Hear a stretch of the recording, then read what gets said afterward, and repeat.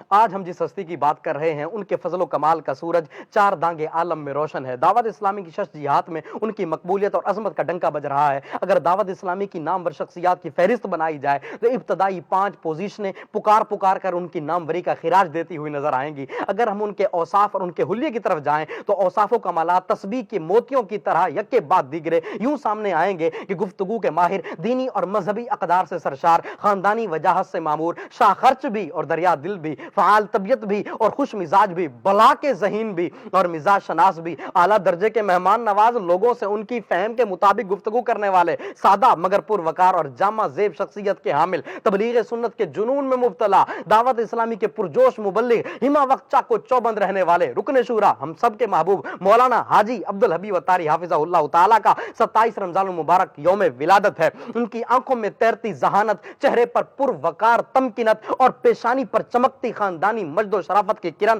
ہر ایک کو اپنی طرف متوجہ کرتی نظر آتی ہے۔ ان کا جنم دن ان کے سب چاہنے والوں کو مبارک ہو۔ اس میں کوئی شک نہیں کہ ہمارے حاجی عبدالحبیب دعوت اسلامی کا بھی سرمایہ ہے اور اہل سنت کا بھی سرمایہ ہے۔ ان کی کچھ صلاحیتیں تو گاڈ گفٹڈ ہیں، لیکن کچھ صلاحیتیں ان کی اپنی محنتوں اور ریاضتوں کا لوہا منواتی نظر آتی ہیں۔ مدنی چینل پر جب یہ مقبول عام پروگرام ذہنی آزمائش کرتے ہیں تو سامعین و ناظرین کی سانسیں رک جاتی ہیں۔ جناب بیل بجائی ہے حافظ آباد والوں نے، معروف کرخی، کیا یہ معروف کرخی ہے؟ جواب درست دے دیا ہے، حافظ آباد والے فائنل جیت گئے ہیں، اذکر اللہ۔ اس پروگرام میں ان کی برجستگی، روانی اور مٹھاس بھری گفتگو جہاں کانوں میں رس گھول رہی ہوتی ہے، وہیں کہا بردوش جملے اور باتوں میں پھل جھڑیاں چھوڑنے کی عادت، تناؤ اور ٹینشن بھرے ماحول میں لبوں پر مسکراہٹ بکھیر رہی ہوتی ہے۔ دارالفتاح کے پروگرام میں آئیں تو جناب پوری طرح منظم، مرتب اور مضبوط گفتگو سے سائل کی نمائندگی کا حق ادا کر رہے ہوتے ہیں، جبکہ نغمات رضا پروگرام دیکھا جائے تو وہاں ایک طرف ردیف،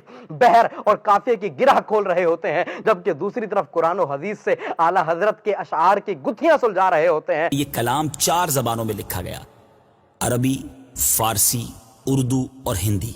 اب لم یاتی نذیر کا فی نظر، حضور پیارے آقا علیہ الصلوۃ والسلام کا مثل کسی کو نظر ہی نہ آیا، کیونکہ ہے ہی نہیں۔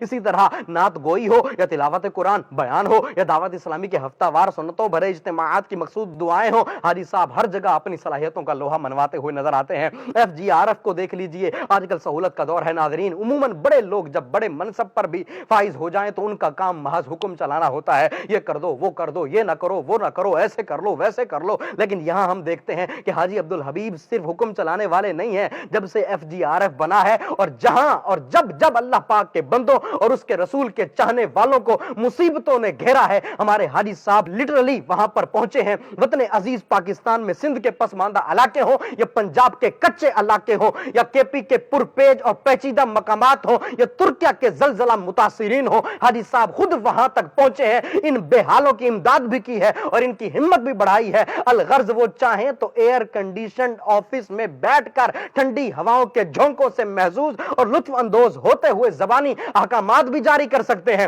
لیکن انہیں پتا ہے کہ آفت زدہ علاقے میں جا کر اپنے ہاتھوں سے دکھیاری امت کی پریشانیاں دور کرنے میں جو مزہ ہے وہ فولڈنگ چیئر پر جھولتے ہوئے احکامات دینے میں نہیں ہے۔ پھر ان کی قوت گفتار اللہ اللہ، جب یہ اپنے مخصوص لب و لہجے اور ٹیون کے ساتھ گفتگو کر رہے ہوتے ہیں تو اس میں ایسی کشش اور ایسا امپیکٹ کریٹ ہوتا ہے کہ چلتے ہوئے بندے کے قدم رک جائیں۔ یہ گناہوں کا جو میٹر چلایا ہوا ہے نا، کہیں مروا نہ دے۔ پھر جس طرح سے یہ پریزنٹیشن دیتے ہیں، بالخصوص FGRF اور دعوت اسلامی کے دیگر شعبہ جات پر گفتگو کرتے ہیں، تو ذہن میں ایک ہی بات آتی ہے کہ عالمگیر تحریک کے ترجمان کے صحرا انہی کے سر ہی سجنا چاہیے تھا۔ آج اس نفسا نفسی کے دور میں ہم دیکھتے ہیں کہ جب کوئی شہرت کی 2-3 سیڑھیاں چڑھ جائے تو قدم زمین پر نہیں ٹکتے جناب، اور مزاج عرض سے نیچے آنے کو تیار نہیں ہوتا۔ اس حوالے سے بھی اگر ہم حاجی صاحب کو دیکھیں تو یہ یہاں بھی بے مثل و بے مثال نظر آتے ہیں۔ اب یہ تو گویا عالمگیر شہرت رکھتے ہیں،